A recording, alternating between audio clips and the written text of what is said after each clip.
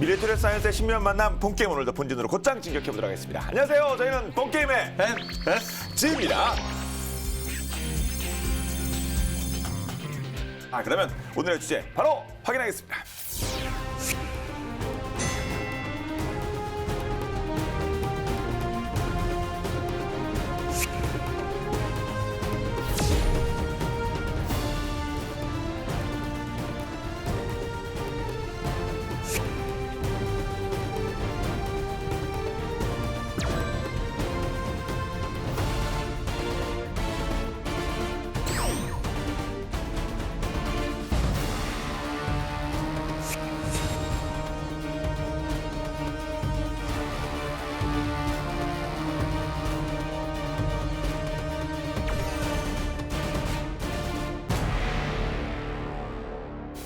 시오크입니다. 해상작전 헬기 시오크.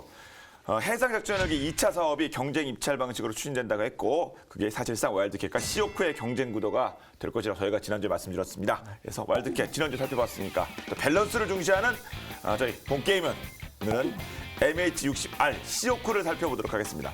또 지난주에 보신 분도 계시겠습니다만 좀 못 보신 분들 그리고 내 생애 첫 본게임이 오늘 이 프로그램인 분도 계실 거기 때문에 저희가 또 하나하나 소개해드려야 돼요. 전체적으로 좀 관련 뉴스 좀 짚어주시겠어요? 네, 우리가 시청률 증대 차원에서 보면 처음 보시는 분이 많은 것도 좋은 거죠. 신규 유저, 게임 쪽에서 신규 유저가 짱입니다. 맞습니다. 물론 기존 유저분들 사랑합니다. 네, 이게 저희가 그분들 당연히 이제 그렇죠, 네. 본방 사수 해주시고요. 네. 말 나온 김에요. 저 얼마 전에 마트에 갔다가 그 에스컬레이터 타고 딱 내려오는데 앞에서 어떤 분이 기다리시다가 원쌤 하시더라고요. 저희 보시는 분이신 것 같아요. 그래요? 네, 그래서 아유 반갑습니다 하고 인사드렸어요. 진짜 본 게임은 네. 도처에 게임은 아무래도 이렇게 좀 연령층이라는 게 딱 거의 이제 비슷하거든요. 네. 근데 진짜 본 게임은 어린 초등학생부터 진짜 그 시크티크단 저희 아버지 연세까지 정말 다양한 분들이 보시더라고요. 제가 가끔 군부대 강연 가면 네. 전에는 솔직히 이제 뭐 젊은 사람 신문 안 보니까 제 사이트 본다는 사람이 많은데 요새는 본 게임 본다는 친구들이 꽤 있어요. 네, 그렇습니다. 네, 네. 그렇더라고요. 그럴 때마다 진짜 으쓱하고 더 열심히 해야겠다는 생각이 드는데요. 네. 자, 그러면 네. 해상작전 헬기가 원래 이제 8대를 도입한 1차 사업이 이미 진행이 됐습니다. 그래서 와일드캣 8대가 이제 도입이 돼 있고요. 2차 사업으로 이제 진행이 되고 있는데 그거는 이제 오늘 2024년까지 총 9,500억 원의 예산으로 12대를 도입을 하는 겁니다. 그러니까 1차 때보다 4대가 더 많은 것이죠.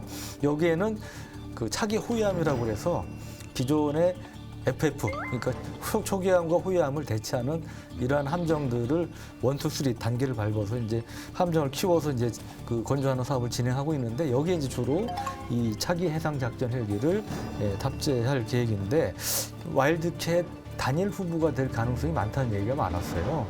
근데 이 과정을 보면 경쟁으로 바뀌었나? 아까 경쟁이 됐다고 그랬는데 그 과정을 한번 볼 필요가 있는데 원래 국방장관 주재로 방위사업추진위원회라는 게 열립니다. 여기에서 우리 군의 주요 무기 도입이 이제 결정이 되는데 제 119차 회의에서 뭐가 결정이 됐냐면 해상작전 헬기 2차 사업을 그 상업 구매와 대외 군사 판매 미 정부가 품질을 보증하는 FMS 방식이라고 있는데 이거의 경쟁 입찰 방식으로 추진한다고 결정이 됐어요.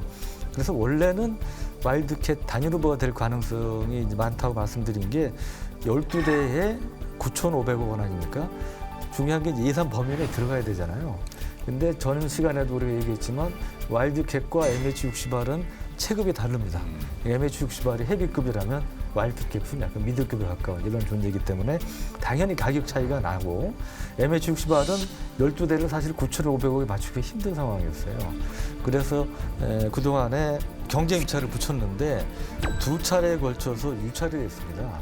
근데 우리가 계약법상 어떻게 되냐면 2차례 유찰이 되면 수의 계약으로 진행될 수 있게끔 돼 있어요. 그래서 그러면 이게 그전에는 이제 뭐 MH68도 안 된다고 그러고 또 방사청에서는 경쟁시키려고 유럽연합의 NH90이라고 제가 개인적으로 굉장히 좋아하는 멋있게 생긴 헬기가 있어요. 네, 근데 이제 그 헬기도 참여를 권유했는데 이것도 뭐 비싸가지고 안 된다고 그러고 그래서 이제 와일드캣만 계속 지원을 했기 때문에 이 2번이나 유출된 상황에서 그러면 와일드캣 또 2차 사업도 단일 후보로 해서 수의 계획으로 가지 않겠느냐 이렇게 예상을 했는데 막판에 이변이 벌어집니다.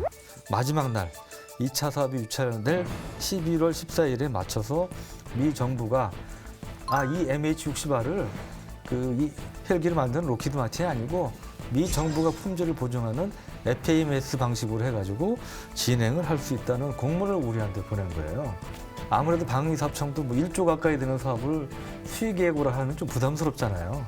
그러니까 그런 경쟁 구도를 유지하고 싶었는데 만들고 싶었는데 잘 됐다 싶어가지고 이 방위사업추진위원회에서 그러면 경쟁 입찰 방식으로 하자 그렇게 결정을 했던 것이죠. 미국 정부가 이제 공문을 마지막 날에 보내가지고 네. 좀 구도를 흔든 거잖아요. 네. 뭐 어떻게 싸게 살 수 있으면 좋긴 한데 좀 상도이의 문제가 제가 중고 악기를 좀 팔고 사고 하는데 그럴 때도 우리가 막판에 이런 식으로는 안 하기 때문에 그치.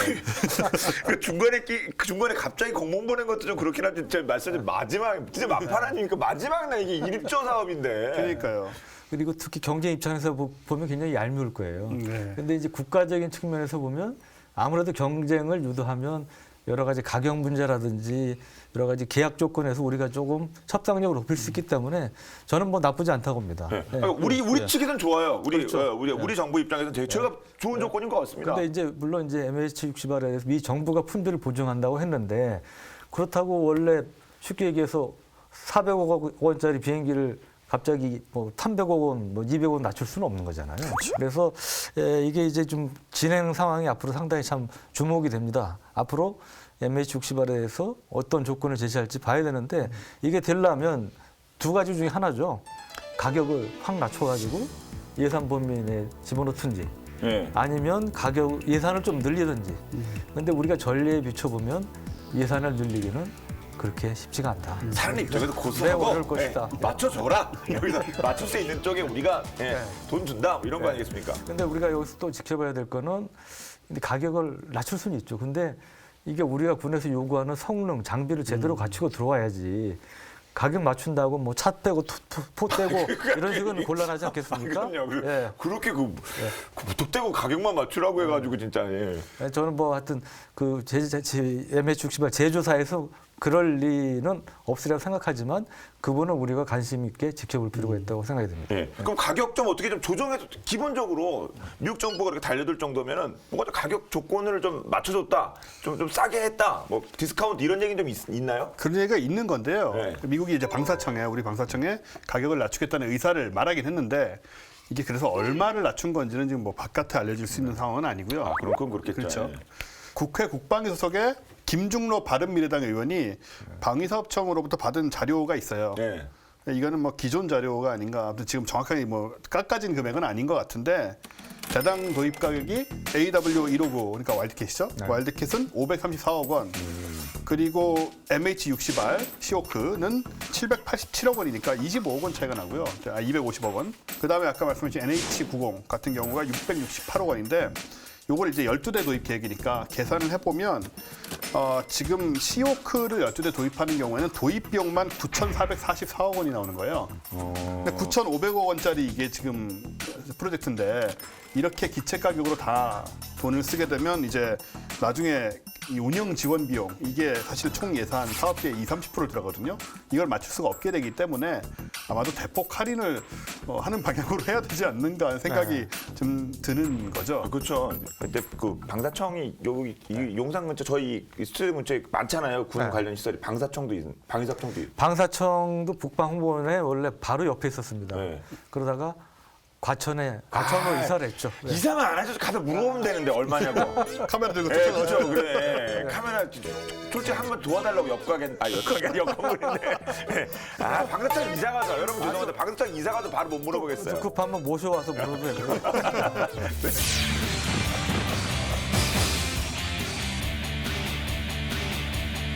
자, 그럼 이제 시오코 본격적으로 한번 파보도록 하죠. 어떤 스펙을 가지고 있는 해상 작전 헬기입니까? 네. 지난번에 우리 와일드캣 교보제를 갖고 왔잖아요. 그렇죠. 예. 밸런스 맞춰야죠. 밸런스를 맞춰야 되기 때문에 그렇죠. 정말 어렵게 교보제를 준비했습니다. 네.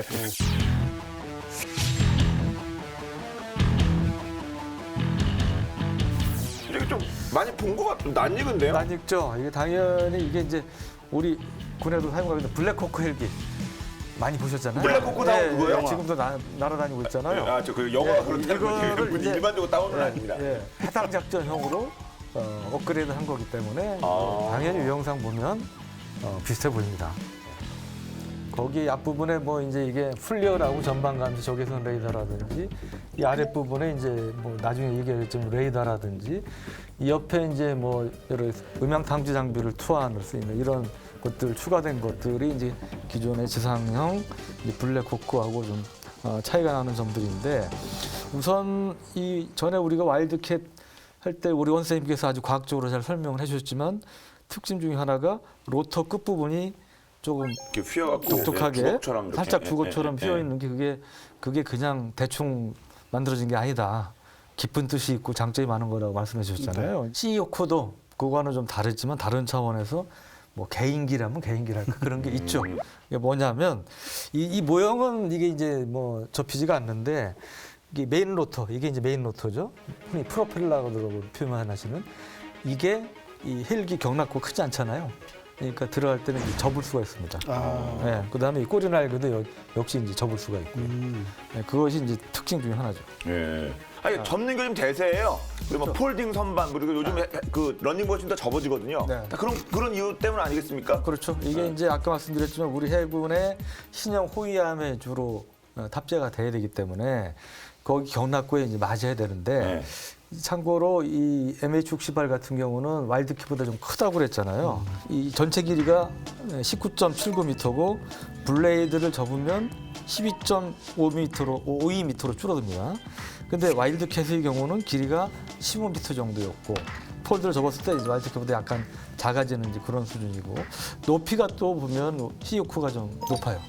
크다 보니까 시오크는 높이가 5.18m, 와일드캣은 3.73m죠. 그래서 제가 아까 헤비급과 미들급 체급 차이가 난다고 그랬는데 차이가 좀 많이 나네요, 네, 생각보다. 사실은 네, 그렇습니다. 그래서 그러다 보니까 군내 이제 여러 종류의 함정이 있잖아요. 거기 이제 경락구에 들어가는 게 차이가 있어요. 와일드캣은 작으니까 뭐 한국형 구축함, KD-1 작은 것부터 해가지고 다 들어갈 수 있는데 우리 MH68 같은 경우는 여러 구축함 중에 초기에 나온 KD-1 우리가 작년 말에 일본 초계기 뭐 레이더를 조준했느니 어쩌니 논란이 됐던 광개토대함 함정 있지 않습니까? 그게 이제 광개토대함급 함정이 KD-1인데 그 경락구에는 이게 들어가기 힘들다고 합니다. 접어도. 하지만 나머지 그 이상 뭐 KD-2라든지 신형 호위함이라든지 미지스함 당연히 들어가고 이런 함정들의 경락구에 들어가는 데는 별 문제가 없다고 합니다. 네. 이게 지금 미 해군 회전 있기에 전력의 사실 중추거든요. 그럼 미군에서는 뭐 거의 이걸 쓰고 있다고 생각하시면 되고 호주 해군 그리고 일본 해상자위대 같은 경우도 이제 해군에서 운용을 하고 있고 그래서 사실 세계에서 가장 많이 쓰이는 해상작전 헬기예요. 근데 속도는 얼마나 나나요? 이런 비행기는? 이 시오크 최대 속도는 시속 한 250km 정도 되고 항속거리는 1110km 정도 되는 것으로 알려져 있는데 와일드캣하고 비교하면 와일드캣은 최고 속도가 시속 291km 약간 빠른데 항속거리는 777km로 떨어집니다. 그러니까 아무래도 체급이 작다 보니까 여러 가지 유류 탑재량이라든지 이런 것들이 좀 한계가 있겠죠. 그런 면에서 속도는 와일드캣이 좀 빠르지만 항속거리는 이 시오크가 더 길다 네. 말씀드릴 수 있습니다. 조금 뭐 가벼운 기체는 더 빠르고 네. 좀 덜 가고 네. 큰 거는 좀 느리고 멀리 가지 않겠습니까? 예. 근데 그 말씀하신 요소 중에 우리가 뭐 속도, 뭐 탑재량, 항속거리, 뭐 비행기 보면 많이 얘기하잖아요. 근데 뭐 속도나 뭐 탑재량은 알겠는데 이거 항속거리는 이게 정확하게 어떤 개념이고 뭐 계산은 어떻게 하는 건가요? 이 뭐 관점이 한 크게 두 가지 정도 있는데요. 일단은 이제 항공기 제작사에서 제공하는 자료를 근거로 하는 카탈로그상. 관점이 있고. 그렇죠. 카탈로그상. 예, 예. 차도 예, 마찬가지지만. 그렇죠. 예. 예. 공인연비, 실전비 다른 그렇습니다. 거잖아요. 그렇습니다. 그걸 사실 따로 계산을 해요. 예, 예. 근데 이제 그 공인 연비의 경우에는 탑재된 연료에서 예비 연료를 뺀 나머지로 비행할 수 있는 최대 거리. 그러니까 예비 연료는 항상 남겨둬야 되니까요. 그 최대 거리로 계산을 하는데 뭐 간단하게 얘기하면은 연료 한 번 싣고 그 연료가 떨어질 때까지 얼마나 갈 수 있느냐 이제 이 얘기인 거죠. 항속거리 구하는 법은 근데 비행기는 조금 복잡한 게 헬기도 그렇지만은 일단 비행 단계가 사실 나눠지잖아요. 왜냐하면은 비행기라는 것은 일단 떠야 되고 뜨는데 에너지를 많이 쓰지 않습니까? 네. 연료를 많이 쓰고. 그러니까는 엔진을 시동하고 이륙 준비를 하는 단계가 있고, 그 다음에 이륙한 다음에 이제 순항 고도까지 상승하는데 또 에너지가 들죠. 요 단계가 있고, 그런 다음에 순항, 이렇게 고도가 같은 상태에서 계속 가는 순항이 있고, 그런 다음에 이제 최종 접근하고 착륙, 이렇게 4단계로 나눠지는데, 이렇게 단계별 구간에 따라서 각각의 비행 계획에 맞는 항공기 연비 자료를 가지고 항속 거리를 구하게 되죠. 이게 뭐 항공기 무게도 당연히 중요한 요소고요. 요게 제작사에서 얘기하는 개념이라면 실제 항공기 운영 현장에서 이렇게 하는 게 아니고 우리 차 운전하는 것과 마찬가지로 항공기 내에 장착된 컴퓨터는 이제 실제 계산을 하는 거죠. 그래서 항공기 무게, 연료량, 그리고 항공기 무게 중심, 계획된 비행 경로 이런 거를 뭐 비행 방법, 고도 이런 다 입력한 다음에 컴퓨터에서 보여주는 결과 값에 따라 비행을 하게 되는데, 이제 현실에서는 이제 이게 정확한 거고, 우리도 이제 뭐 제작사에서 나오는 거하고 제가 이제 시내 운전해보고 내비로 나오는 거하고 전혀 다르잖아요. 네. 그럼 차이가 날 겁니다. 그렇죠. 또 뭐 장착하는 것도 그 작전마다 다를 테니까 본인들이 필요한 걸 장착하고 얼마가 나오느냐, 그래도 가장 더 정확한 그렇죠. 필요한 그런 그 자료가 아닐까 생각 듭니다. 자, 앞서 이 시오크가 날개를 잡을 수 있다. 수납에 장점이 있다는 말씀하셨는데 그 개인기는 좀 제가 보기 좀 약하긴 하거든요. 다른 모드 있을 거 아닙니까? 다른 점이 있다면 어떤 것들이 있을까요? 그 해상 작전 헬기에서 이제 중요한 부분 중에 하나가 바다 이 상태가 항상 좋은 게 아니잖아요. 파도가 그렇죠. 높을 때도 예, 있고 예. 바람이 강하게 불 때도 있고 뭐 그런데 이 시오크는 강제 착함 장치라는 게 있어요. 뭐 강제 착함이요? 네, 이게 영어로 얘기하면 라스트라고 그러는데 리커버리 어시스트 시큐어 앤 트래버스라는 장치인데, 이거는 쉽게 얘기하면 심하게 폭풍이 치는 상황에서도 구축함, 함정에 착함할 수 있는 그런 장비예요. 와. 그래서 실제로 상당히 파도가 높게 치고 바람도 강하게 부는데 이 시오크가 이착륙 훈련하는 그런 영상도 있습니다. 그 영상 보고 사람들이 감탄한 이런 이제 댓글이 달리는 경우도 제가 보고 그랬는데, 또 특징 중에 하나가 헬기가 아무래도 이 장시간 작전을 하려면 연료 재보급을 받아야 되잖아요. 그러면 보통은 함정에 다시 돌아와서 내려앉아서 기름을 공급받은 다음에 떠야 되는데, 그러려면 또 시간이 걸리잖아요. 그러니까 이 공중에 뜬, 우리가 호버링 상태라고 그러죠. 공중에 뜬 상태에서 그 기름을 다시 공급받을 수 있는, 재급유를 받을 수 있는 이제 그런 이제 장비가 있는데, 이거를 이제 호버링 재급유 장비라고 그래요. 그래서 이런 것들도 우리 이제 시오크가 갖고 있는 특장 중에 하나입니다. 야, 무더운데 헬기를 하면 막 사람들 모자 쓰고 이렇게 막 이러잖아요. 막 바람이 이렇게 내려오니까. 네. 근데 거기서도 어떻게 또 이렇게 하나 보네요. 네. 그 다음에는 이제 이렇게 핵심 전장 장비를 개량을 많이 했고요. 그래서 해상의 소형 표적에 대응하는 쪽으로 이제 좀 능력이 많이 발달했는데, 이제 해상 탐색 레이더를 개량을 한 겁니다. 네. 물론 이런 헬기에는 다 이제 그런 레이더가 있지만 SH-60B 같은 경우에는 AN APS 124라는 해상 탐지 레이더를 설치했는데, MH-60R에는 버전이 높아졌죠. AN APS까지 똑같은데 124에서 147로. 높아졌네. 버전업 제대로 됐네요. 124-3 이런 게 아니고 127도 아니고 147이면 예, 굉장히 많이 올라간 거죠. 예. 이거는 이제 새로운 레이더 탐지 모드 ARPDD라고, 말로 하면 굉장히 긴데 오토매틱 레이더 프리스코프 디텍션 앤 디스크리미네이션이라고 하는데, 예. 이게 그냥 듣고 넘어가는 걸로. 좋은 기능인 것 같습니다. 네, 통과. 예, 훌륭한 기능이에요. 이게 근데 굉장히 훌륭한 게 뭐냐면 기존에는 레이더에 걸린 적 잠수함의 잠망경을 구분하는 게 제일 중요하잖아요. 구분하는데 사실은 따로 구분이 안 되고, 뭐 파도도 감지를 하고, 그다음에 바다에 떠있는 부유물들 있잖아요. 쓰레기라든가 그런 것도 이제 다 표시가 됐기 때문에 이거를 결국은 잠망경인지 확인하려면 오퍼레이터가 따로 확인을 해야 되는 상황이었어요. 근데 이 147 버전은 어떠냐? 자동으로 적 잠수함의 잠망경을 탐지하고 그걸 추적할 수 있게 됐습니다. 그러니까 인력도 그렇고 시간이라든가 모든 게 훨씬 더 아끼는 그런 쪽으로 발전이 된 거죠. 예. 놀랍습니다. 그 잔망경을 잠깐은 그걸 어떻게 알지? 참 또 하여튼 이런 말씀 들을 때마다 진짜 외계인이 엄청 고문당하고 있구나, 진짜 그런 생각을 하지 않을 수가 없어. 어떻게 그거를? 예. 또 우리 또 지난번에 막 디핑 소나, 소나를 담그는 거 그런 것도 당연히 좋겠죠, 이거는. 그렇죠. 예, 물론 와일드캣도 디핑 소나가 있는데, 이게 이제 그 시오크가 디핑 소나를 달고 있는 사진입니다. 예. 디핑 소나가 역시 대잠 작전의 핵심적인 장비라고 할 수 있는데, 이거는 이제 AN/APS 22 플래시 저주파 디핑 소나라고 불리는데, 이 디핑 소나는 뭐 그림에서 사진에서 보셨듯이 이제 와이어에 소나를 달아서 물속에 빠뜨려서 이제 음향을 탐지하는 이제 그런 장비죠. 근데 이 시오크의 디핑 소나는 저주파를 사용을 한다고 그래요. 왜 그 저주파를 사용하느냐? 최근에 이제 잠수함들이 그 음향 탐지를 막기 위해서 이제 쓰는 방법 중에 하나가 고주파 음파를 흡수하는 이러한 이제 특수 흡음 타일을 장비를 한다고 합니다. 그래서 여기에 대응해서 고주파가 아닌 저주파를 사용하는 소나 음향 탐지 장비를 쓴다는 거죠. 예. 그리고 또 시오크 앞서 그 블랙호크의 어떤 바다 버전이라고 말씀하셨잖아요. 근데 진짜 그 블랙호크 이건 진짜 뭐 같은 호크노크인데 정말 우리에게 익숙한 거는 그 블랙호크긴 하거든요. 그렇죠. 육상에서 운용하던 UH-60A 네. 이게 이제 블랙호크인데 UH-60. 예. 블랙호크 기동 헬기라고 얘기를 하죠. 네. 이거 이제 미국, 우리나라를 포함해서 전 세계 10여 개 국가 군대에서 운용 중인 정말 베스트셀러 헬기인데, 근데 2001년에 개봉한 영화에 이제 블랙호크 다운 이름만 들어도 알 수 있는 네. 이제 블랙호크가 떨어지는 얘기죠. 그래서 군용 헬기하면 블랙호크라고 떠올리는 게 그때부터 또 이미지가, 그 전에는 뭐 코브라니 아파치니 했었잖아요. 그것도 이미지가 또 블랙호크가 바뀌었고. 이 영화에 앞서서 91년 걸프전 때 이 블랙호크가 대대적으로 많이 투입되면서 이제 많이 이제 알려졌고, 그에 앞서서 실제로 처음으로 실전 투입된 거는 1983년에 미국이 그라나다를 침공했죠. 그때 이제 블랙호크가 첫 실전 투입 그 경험을 하게 됩니다.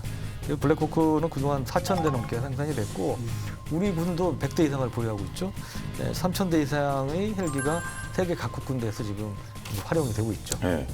근데 육상 헬기인 블랙호크가 어쩌다 시오크로 이렇게 재탄생이라고 해야 될까요? 뭐 리워크, 리메이크라고 해야 될까요? 어떻게 된 겁니까? 그거는 사연이. 그 이제 뿌리는 이제 미 해군의 LAMPS 계획으로 거슬러 올라갔는데, 이 LAMPS는 뭐냐면 라이트 에어본의 멀티퍼포즈 시스템의 약어예요. 그러니까 쉽게 이야기하면 경량 다목적 공중 시스템이라고 볼 수 있는데, 옛날 냉전 시절에 소련이 미국 이제 해군하고 소련 해군, 미국 해군하고 비교했을 때 미 해군은 항공모함이 압도적인 우세에 있었잖아요.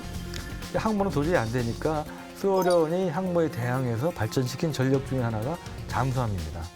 잠수함에 무슨 핵탄두를 장착한 어뢰라든지 뭐 순항미사일 이런 걸 막 장비하는데, 그러니까 미국 입장에서는 이 소련의 핵잠수함들을 잡기 위한 대잠 전력이 필요성이 생기지 않았겠어요?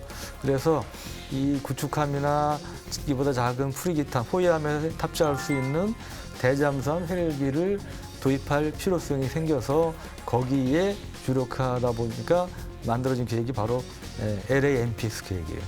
그래서 이게 이제 그 블랙호크 전에 이제 다른 형태의 또 LAMPS가 있었는데, 그 뒤에 이제 UH-60이 LAMPS 중에 하나로 해서 해상작전형이 결정이 된 거죠. 그럼 이 육상 작전 헬기, 해상 작전 헬기를 바뀌면 당연히 아까 뭐 디핑 소나도 있고 뭐 잠수함도 탐지되고 또 그 외에도 또 개조하기 위해서 많은 또 변화들이 있겠죠. 필요한 네. 것들이. 제일 중요한 게 이 바닷물에 의한 부식을 막는 건데 내해수 처리라고 하죠. 근데 요게 이제 재밌는 게 뭐냐면, 제가 이제 캐나다에 살았는데요. 캐나다 서부에는 눈이 거의 안 와요. 주민등 등본 한번 나중에 갖고 오세요. 안 살아보신 데가 모르게 뭐 런던에서 사시는 저 영국 운전면허 아직도 있어요. 어쨌든 캐나다 서부에는 눈이 거의 안 오거든요. 캐나다 서부. 예, 그 밴쿠버 그쪽이요. 눈이 거의 안 예, 오고, 동부 쪽은 굉장히 춥고 토론토는 데는 눈이 많이 오잖아요. 중고차 가격이 달라요. 왜냐하면 염화칼슘 때문에 도로에 뿌리는 염화칼슘이 서쪽에는 거의 없잖아요. 그러니까 이 바닥 쪽이 부식이 안 되는데 동부 쪽 차들은 부식이 많이 되거든요.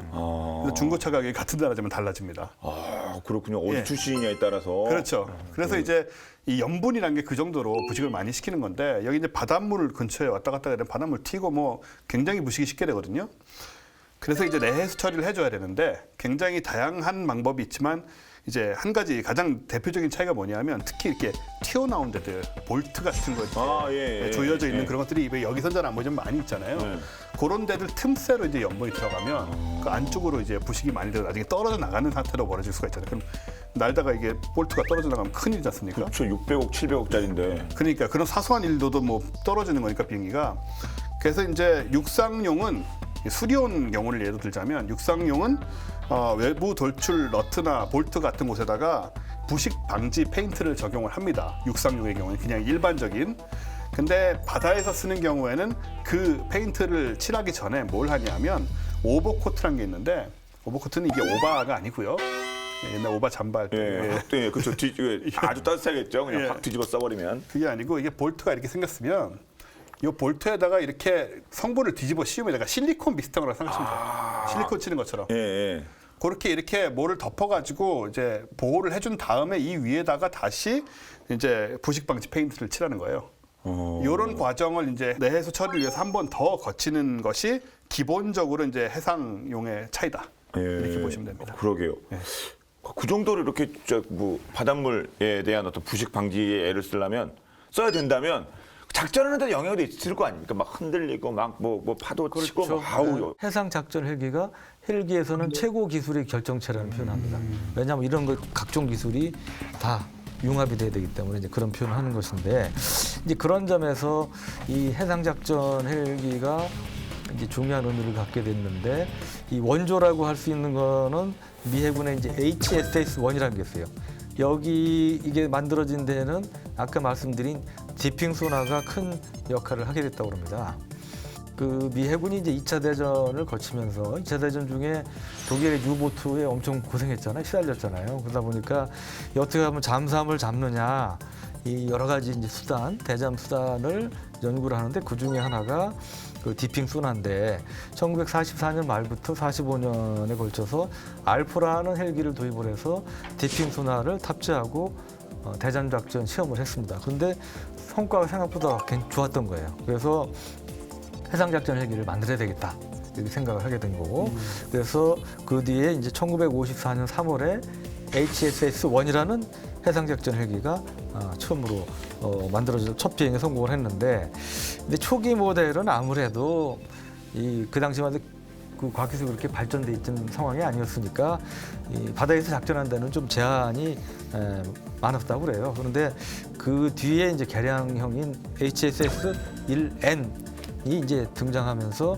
자동 안전 장치라든지 자동 공중 장치, 레이더 이런 걸 탑재하면서 야간이라든지 날씨 영향을 덜 받는 이 전천후 작전도 가능하게 됐다. 어느 정도 그렇게 이제 진보가 됐다고 합니다. 그리고 그 뒤에 아까 말씀드렸지만 냉전 시대에 접어들면서 이 소련 잠수함을 강한 잠수함 전력을 탐지하고 잡아야 될 필요성이 생겨서 이것을 잡기 위한 LAMPS라는 계획을 추진했고 그때 이제 본격적으로 채택이 된 게 그 SHEF, 시스프라이트라는 그것이 이제 LAMPS로 채택이 된 겁니다. 그러니까 히오크 전에 LAMPS는 SHEF 카만이라는 데서 만든 건데 하여튼 그걸로 보실 수가 있죠. 네.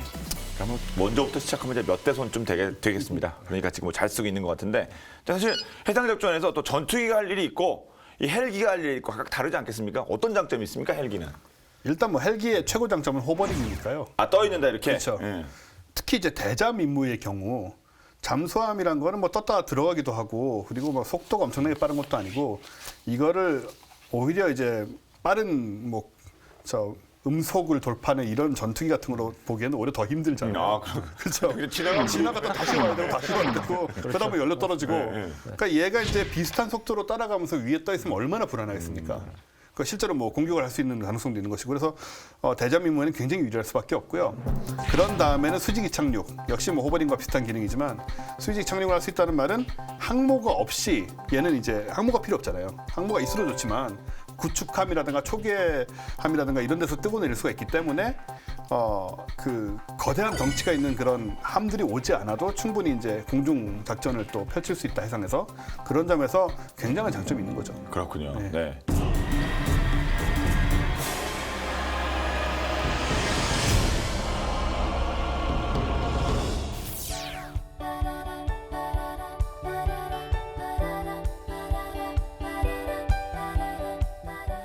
올봄 꽃 구경 많이 하셨나요? 알록달록 물든 아름다운 꽃들이 마음까지 정화시키는데요. 향기로운 꽃내음 가득한 봄꽃 축제, 꽃박람회, 봄나들이 장소로 딱이죠. 이 꽃들의 향연에 빠질 수 없는 귀한 손님이 있습니다. 무고한 나비와 부지런한 벌. 그리고 어디선가 이 녀석이 나타날지도 모릅니다. 누굴까요? 요란한 날개 소리를 내며 이곳에서 저곳으로 재빠르게 획획 날아다니는데요. 바로 벌새입니다. 그런데 이 새가 헬리콥터처럼 비행하고 호버링까지 한다는 사실 한번 만나볼까요?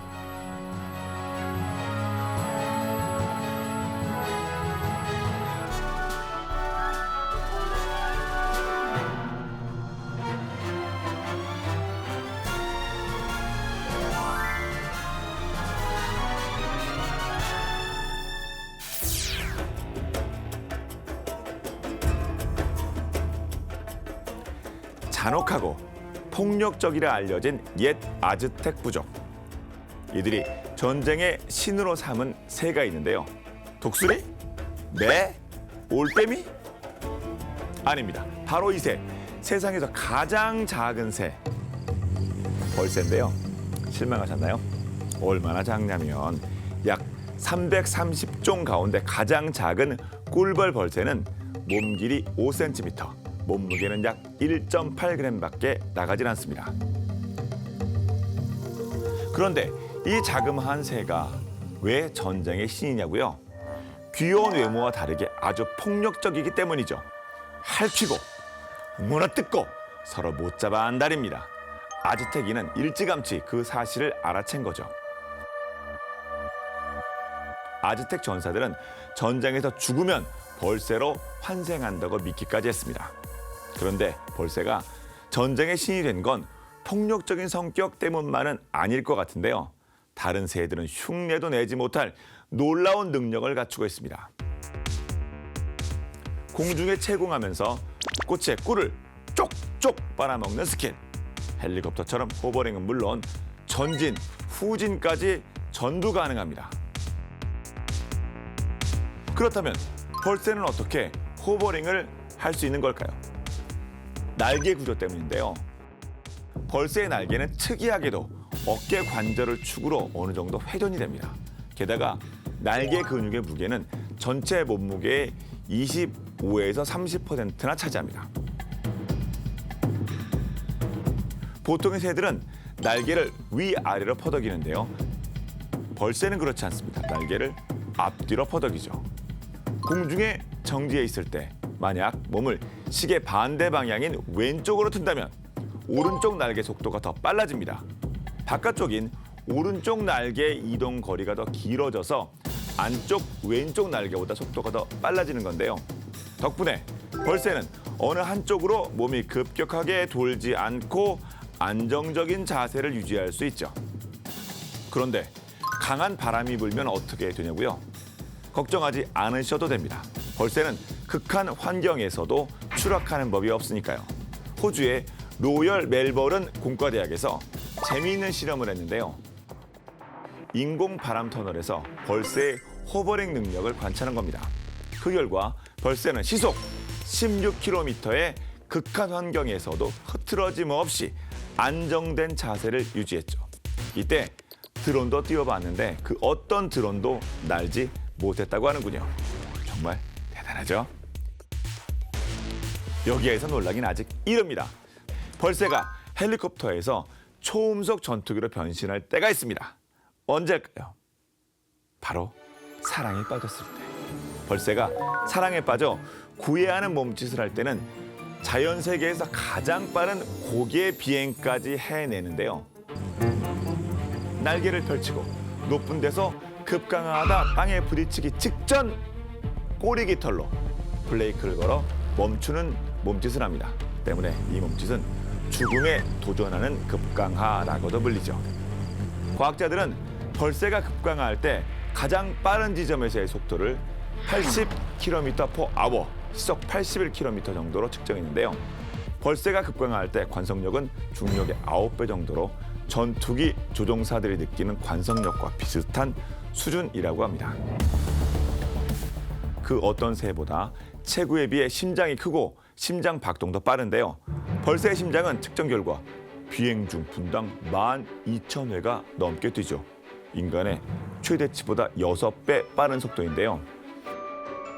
엄청난 연료 충전을 위해 매일 자기 몸무게보다 훨씬 많은 양의 과즙을 섭취해야 합니다. 벌새는 하루에 대략 3에서 7칼로리를 섭취하는데요. 우리가 하루 종일 M사 이저거 큰 버거 그거 빅 그거 250개를 먹는 것과 같다고 하는군요. 온종일 고속질주로 모든 에너지를 불태우는 벌새. 마치 속도의 노예가 되어 삶과 분투하는 오늘날 현대인의 모습을 보는 것 같기도 한데요. 그래도 그만큼 자신의 삶에 열정적이라는 증거가 아닐까요? 여러분의 심장은 얼마나 빠르게 뛰고 있나요?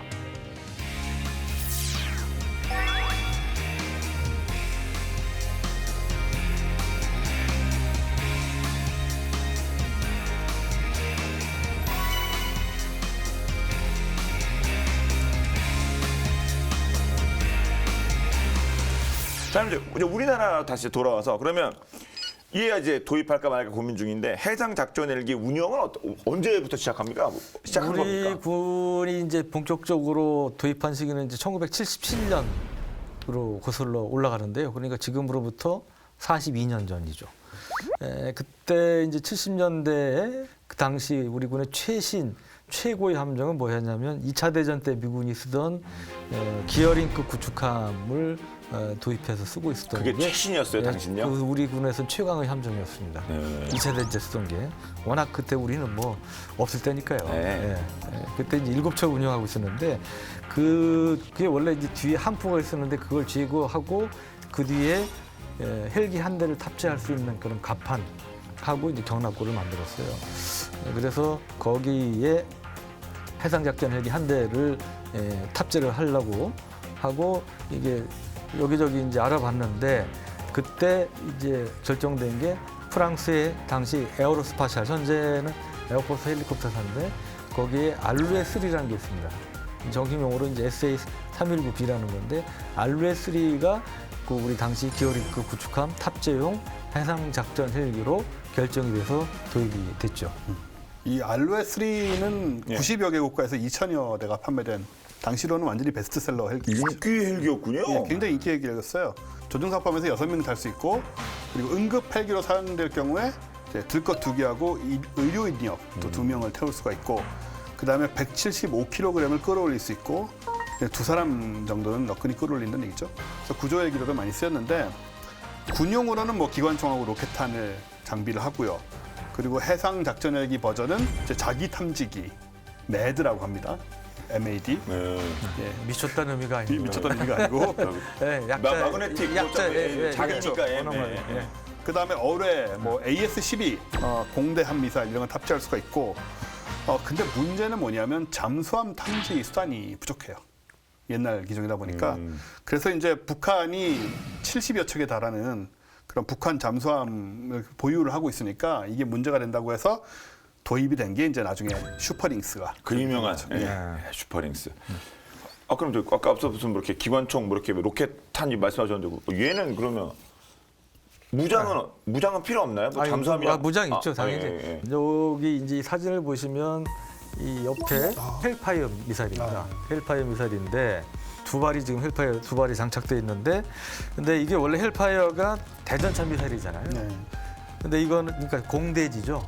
짧은 공대지인데 이거는 해상작전 헬기에 탑재가 되니까 주로 이제 공대 함, 저게 소형 함정 같은 거를 공격하는 이제 그런 용도로 이제 활용이 되는 것이고 이거는 이제 AGM-114L이라고 불리는 이제 그런 형태인데 우리 전에 다뤘던 화앤폭에 쏘면 자기 알아서 찾아가는 이제 그런 방식이고 사거리가 원래 과거에 한 7, 8km였는데 10km까지 이제 연장이 됐고요.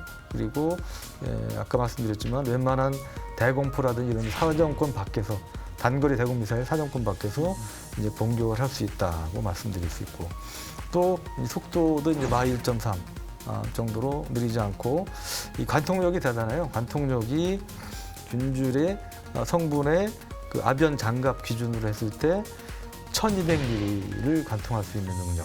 1200mm는 1m 넘는 거 아니에요? 1.2m입니다. 예. 그 철판 1m 뚫는 거 아니에요?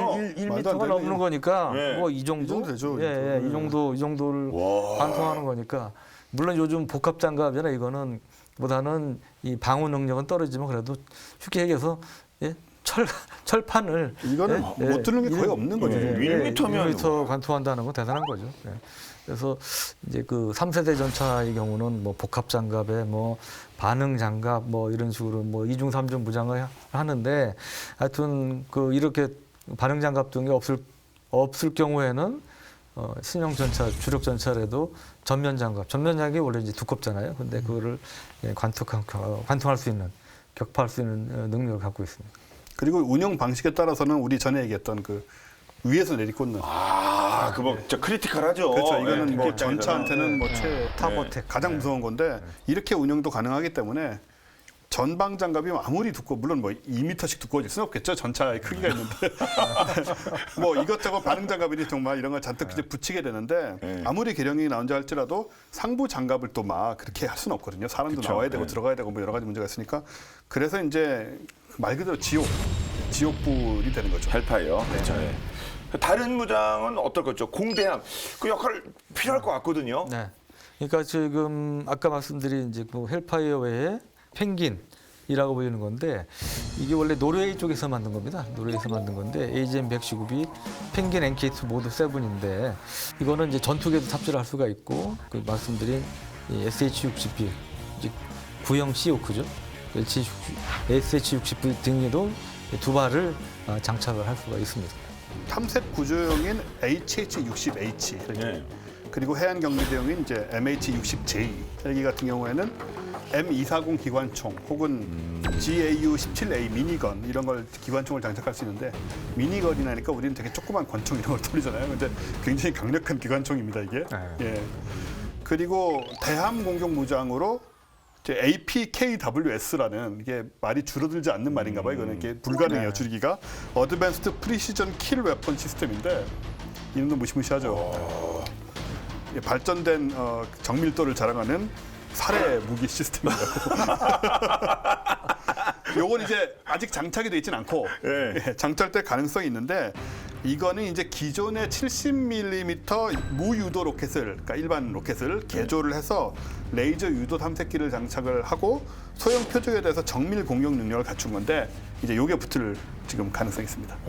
그렇군요. 이름도 진짜 예. 무섭죠. 예, 옵션으로 이거 사시겠습니까 하는데 진짜 이 전력 향상을 위해서 어드밴스드 프레시전 킬 웨폰 시스템 이거는 옵션 콜 이렇게 이거 진짜 네. 이게 그러니까 우리 전에 이제 정밀유도 포탄 뭐 얘기도 그랬는데 로켓은 원래 유도 장치가 없잖아요. 그렇죠. 여기다 유도 장치를 붙여서 미사일처럼 정확도를 높이는 거고요. 우리 이제 해병대에도 배치되기 시작했는데 비궁이라고 유도 로켓이 있습니다. 근데 우리 거는 이제 적외선 유도고 이거는 이제 레이저 유도 방식으로 쓰는 게 좀 차이죠. 예, 비궁. 예. 예전에 그 영화 보면은 초정병기 앨범 이렇게 애기사이라고 그러나 이렇게 뭐 넣어서 땡겨 쏘면 더 정확하게 맞고 그러잖아요. 뭐 그런 것처럼 거기에 뭔가 또 하나가 추가가 되니까 진짜 확실한 그런 상대를 무력화시킬 수 있는 장비로 발전하는 것 같습니다. 그럼 이제 시오크의 그럼 전체적으로 이거는 어떻게 운영하는 거죠? 배에서 가다가 필요하면 떠서 찾고 이렇게 해야 되는 걸까요? 그렇죠. 전술적 운영이라고. 그러니까 뭐 와일드캣이나 시오크나 그 해상작전 헬기 운영 개념은 비슷한 거죠. 다만 이 체급의 차이에 따른 뭐 여러 가지 항속거리라든지 작전 시간 이런 거의 차이는 좀 있을 뿐인데 기본적인 개념은 비슷하다고 볼 수 있고, 그러니까 기본적으로 우리 이제 동해안이나 서해 쪽에서 북한 잠수함을 탐지하는 그런 작전을 위해서 뭐 디핑 소나를 투하해서 탐지한다든지, 뭐 소노부이를 떨어뜨린다든지, 뭐 이런 걸 통해서 탐지하고, 적이 발견되면 이제 여기 또 이제 달고 나가는 어뢰를 투하해서 공격을 하는 이제 그런 것들이 기본적인 임무라고 볼 수 있고, 그 외에 여러 가지 이제 탐색 및 수색 구조 작전, 그러니까 뭐 어떤 조난선박이 발생했다든지 뭐 이럴 때 민간 지원 활동 같은 것도 할 수 있는 것이고, 뭐 그런 면에서 이제 상당히 그 다목적 용도다.